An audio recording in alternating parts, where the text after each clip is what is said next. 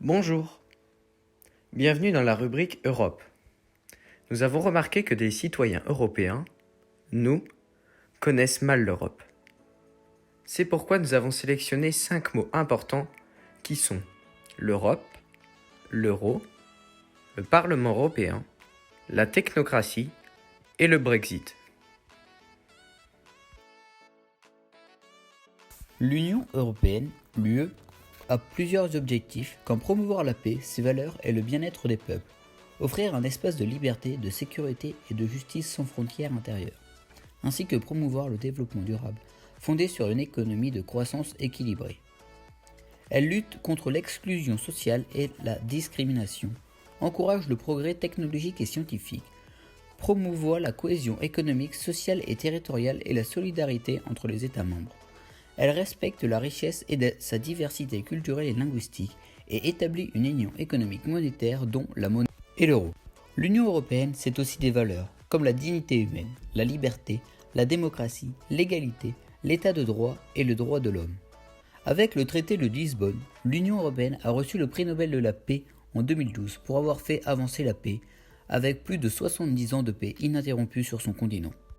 L'Union européenne est passée d'une union économique à une union politique. Aujourd'hui, ce sont 28 pays du continent européen qui font partie de cette union. Née au lendemain de la Seconde Guerre mondiale pour renforcer la coopération économique et faire en sorte que les pays soient interdépendants, donc moins enclins à entrer en conflit. La CEE fut créée en 1958 entre 6 pays, l'Allemagne, la Belgique, la France, l'Italie, le Luxembourg et les Pays-Bas. Depuis, 22 autres pays ont adhéré à un immense marché unique qui continue de se développer. Depuis 1993, la CEE, Communauté économique européenne, s'appelle l'Union européenne pour refléter l'évolution de l'union économique en une évolution politique.